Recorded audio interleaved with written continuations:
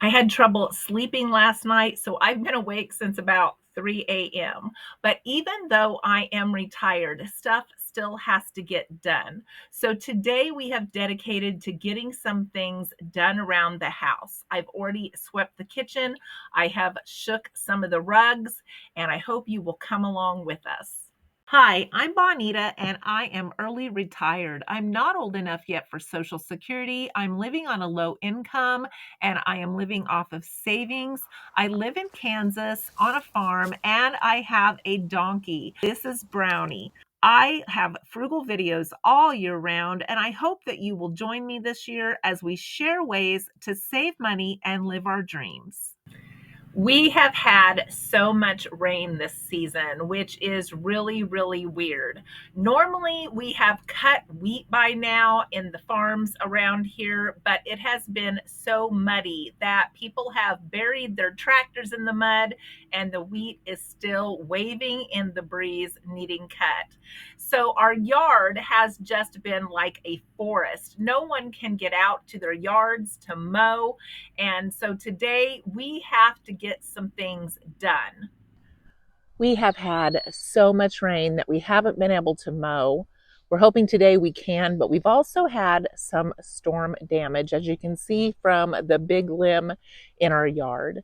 It's already starting to sprinkle. My husband was hoping to get out here today with the chainsaw and the mower, but we may have to wait another day.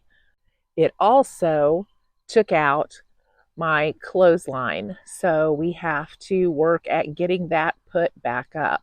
Even though the clotheslines are down, we are not going to use the dryer. So I have my drying rack set up here in the kitchen because I just might want to use the air conditioner at night when we're sleeping.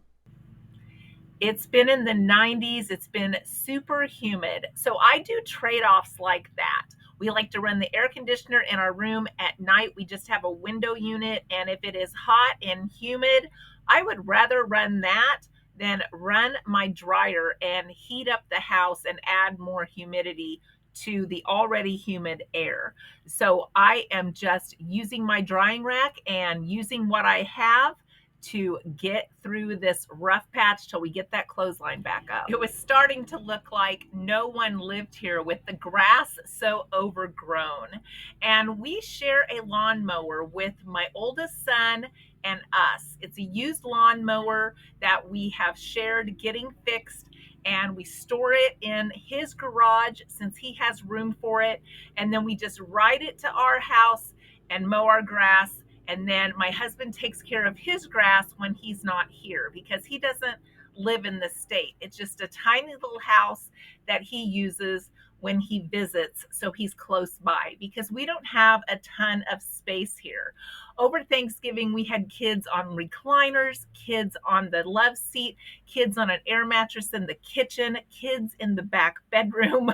We were packed full. So he uses that small little house so that there's some extra room when they visit.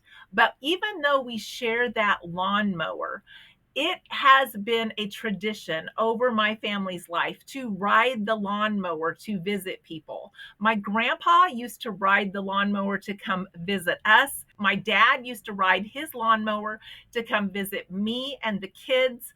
And it's always been just kind of a funny little transportation thing from my grandpa and my dad that they rode their lawnmower to go see people. I guess that was before there were golf carts and gators that people use now.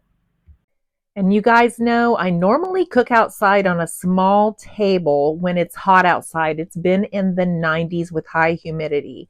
But since it is raining today, I'm going to do it in a back bedroom that we don't use, that is closed off to the rest of the house to keep the house cool. So I have a small chicken that I got on sale with a digital coupon. It was $1.29 a pound instead of $1.49 a pound. Do you remember when chickens used to be 59 cents a pound? Because I do. And then I am going to put it in my little roasting pan, put it in the turkey roaster and cook it for us. This will make several meals for us. And I don't know about you, but I have 3 of these types of pans in all different sizes. This is probably an old-fashioned thing. Let me know if you have some of these little roasting pans. And since it has been so humid and so rainy, putting that turkey roaster in the back room will take some of the humidity out of the air as well and get rid of some of that musty smell that just seems to go with old houses with rooms that are closed off. So I'm going to kill 2 birds with 1 stone. I've been outside checking on the garden, and what didn't get drowned for like the 3rd time is coming up volunteer. I do have a few little cabbage that are coming up that I planted. That I actually planted and it came up. Everything else I've planted has drowned. I had lettuce that came up volunteer. We ate some of that and it has now bolted already. I have some little green peppers that are coming up volunteer, some little tomato plants that are coming up volunteer, and this Swiss chard, you just can't kill that stuff even if you want to.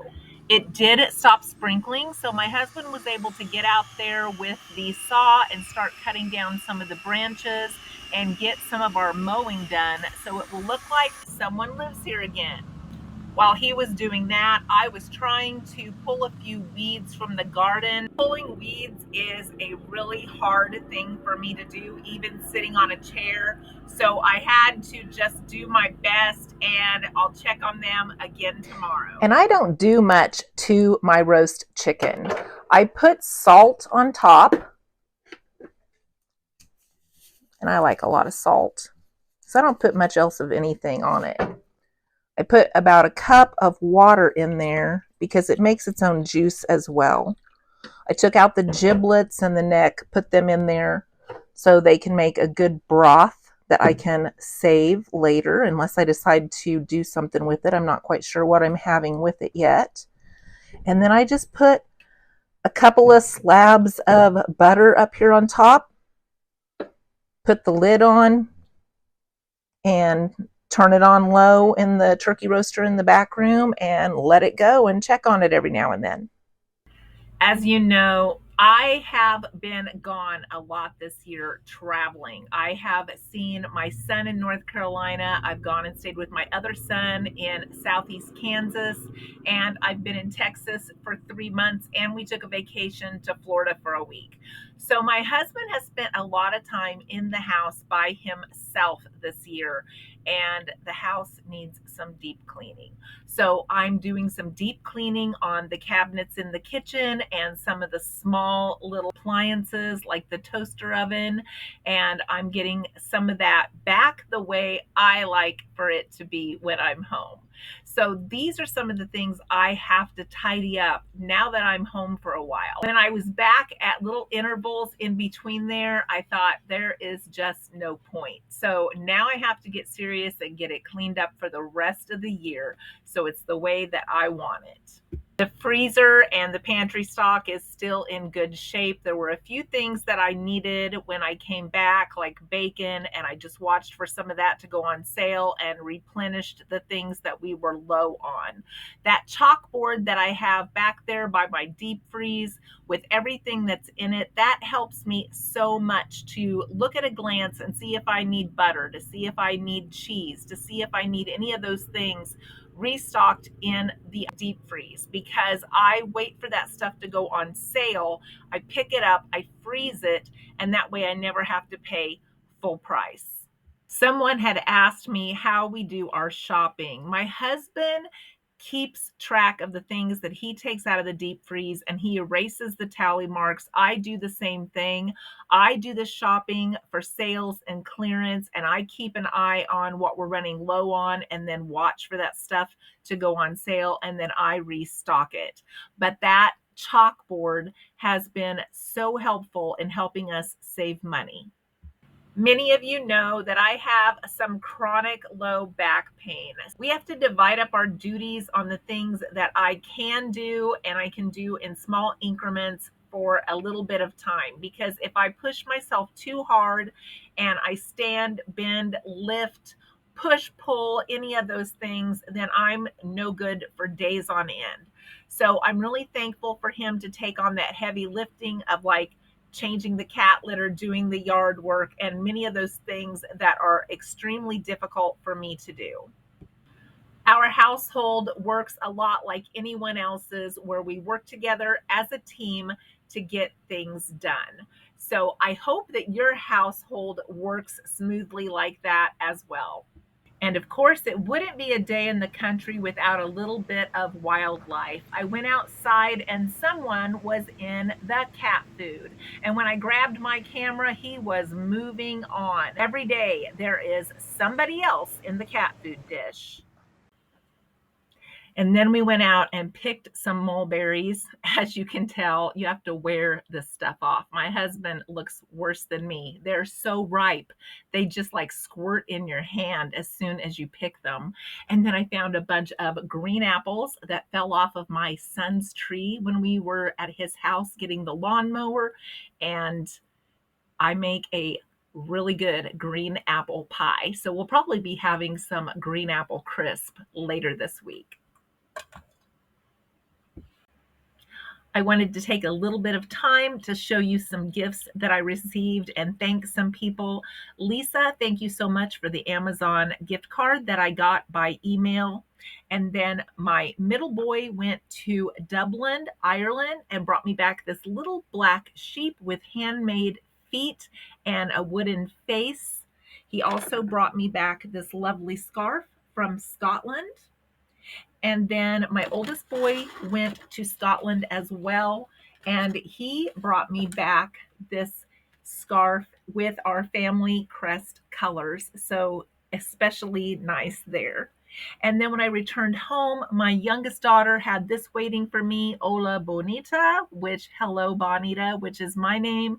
So I have a new favorite mug. Thank you all for joining me today. I hope you enjoyed the video. I hope you'll come back and see me again, and I hope you have a great week.